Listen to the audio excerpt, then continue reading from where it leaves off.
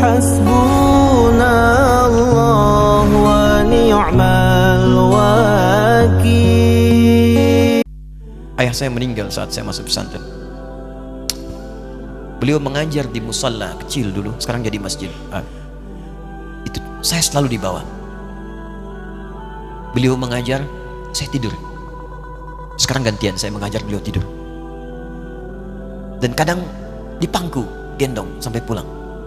Saya pernah sengaja pura-pura tidur untuk ingin tahu apa yang dikerjakan ayah saya di jalan. Jaga betul supaya nggak bangun. Begitu saya disimpan di kasur dan bangun, diajak bercanda.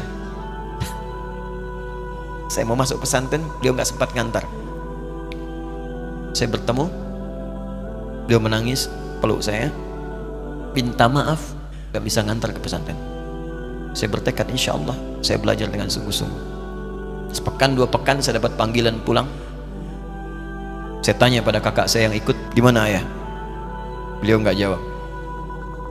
Sampai di Bandung, paman saya, beliau sekarang Sekom MUI Jawa Barat, langsung menyampaikan, nampaknya nggak akan terkejar sampai sana, mungkin sudah dimakamkan. Saya ngerti, paham saat itu bahwa beliau telah wafat.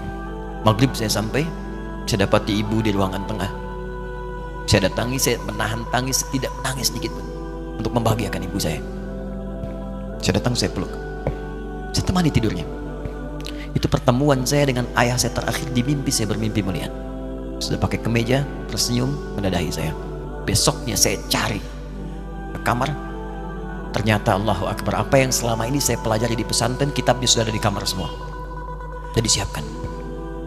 Saya menangis saat itu, saya bawa mushaf.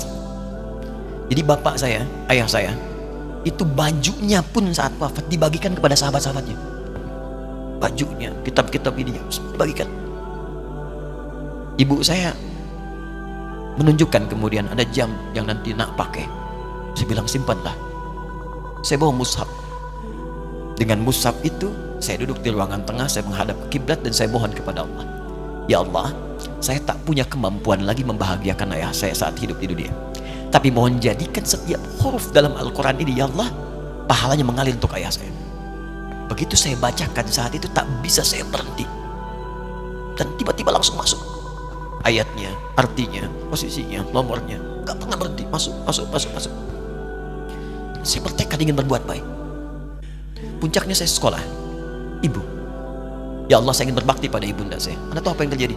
Demi Allah saya katakan, ketika Anda bersabar, ibu saya, Bu, Pak, itu krisis 97 Pak. Waktu krisis saya masuk pesantren, saya diberikan sempurna bekal seperti anak-anak lain. Rupanya ibu saya sudah tanya kepada santi-santi, orang tuanya, berapa bekal Anda kasihkan? Dikasih yang paling tinggi itu dikasihkan pada kami tiap bulan. Saya terima. Satu kali libur saya pulang dari jauh, ibu saya tersenyum melihat, sedang jemur pakaian melihat saya. Begitu saya tiba, kaget saya.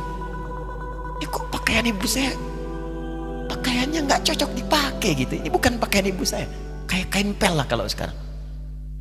Saya masuk ke rumah, saya kejar, saya buka pakaiannya, lemarinya, saya nggak temukan sedikit pun. Saya kejar kakak saya, dia sudah siapkan makan. Kak perempuan kami yang kedua, mana pakaian ibu saya? Perhatikan jawabannya. Dia menangis saat itu. Dia bilang, mama itu telah menjual semua perhiasan dan pakaiannya untuk pendidikan kamu. Jual. Untuk kita katanya. Jual. Dan bertahan dengan 150.000 per bulan saat krisis. Jadi rupanya ibu saya itu makan nasi sehari cuma sekali. Beliau mengajar. Di berangkat sekolah itu cuma makan pisang, minum kopi, makan nasinya malam. Saya bilang, ya Allah, saya akan ganti baju ibu saya dengan kain ihram dan saya gandeng tangannya di Masjidil Haram. Itu apa yang terjadi? Begitu saya kuliah di Libya, alhamdulillah, saya berangkat, saya mulai mengajar, saya serius belajar. Saat itu kemudian Allah mulai berikan jalan. Saya ingin sungguh-sungguh. Malam saya bangun, saya sholat, saya belajar, saya menghafal Quran, saya belajar riwayat Quran. Sampai puncaknya tiba, saya ditugaskan pemerintah Indonesia saat itu untuk jadi petugas haji di Mekah. Saya telepon ibu saya bilang, Ma, Saya insya Allah akan haji 2010. Saya telepon Februari saat itu. Saya dengar suara, terbayang wajahnya indah, senyuman, bahagia. Alhamdulillah nak. Kapan berangkat? Tahun ini insya Allah. Saya bilang, dan saya tidak akan pernah berangkat kecuali mama pun akan berangkat. Terdengar nada pesimis tapi senyum. Dari mana katanya? Allah akan kasih, saya bilang. Saya sedang bekerja berusaha karena Allah. Mustahil Allah akan sia-siakan gitu. Berapa butuhnya? Porsinya 25 juta. Kapan harus ada? Bulan Juni. Ya, jadi dari Februari ke Juni itu. Ya, Juli bukan Juni, Juli. Ya, jadi saya masih ingat bulan 7 5 bulan itu. Saya ibu Pak, nabung saya. Saya beli tabungan, saya niatkan untuk ibu saya haji. Bulan Juli masih setor 25 juta. Jadi semua tabungan masukin situ. Ada yang ngajar ngasih, masukin situ. Masukin semua. Tepat sepekan sebelum itu kemudian didaftarkan, saya buka tabungan. Allahu Akbar, karunia Allah luar biasa. Tadi butuh berapa? 25 juta. Begitu dibuka, Masya Allah, 1 juta. Karena beasiswa nggak banyak, 1 juta. Tapi 3 hari sebelum daftar, entah dari mana ibu-ibu pengajian di KBRI datang. Ustaz, ibu katanya mau haji juga ya? Ustaz mau haji ya? Ibu ikut ya? Sudah nggak usah dipikirin, nanti kami yang pikirkan semuanya. Tiba-tiba dikirim, bayar porsinya di sana, dapat koper paling besar. Bayangkan, tadinya kopernya belum datang, telepon lagi, nak koper belum datang katanya. Saya bilang, ma tenang aja, apa hajinya nggak jelas ini? Tidak jelas, saya bilang, insya Allah. Ya, nah cuman beritanya berbeda. Begitu saya telepon lagi, ma gimana bisa? Nah, telah keluar pengumumannya. Kapan ma? 2013. Loh kan saya hajinya 2010, nggak bisa, harus 2010. Lihat kalimat ibunda saya. Nah, jangan pernah mengambil hak orang lain. Allah kasih 2013, alhamdulillah.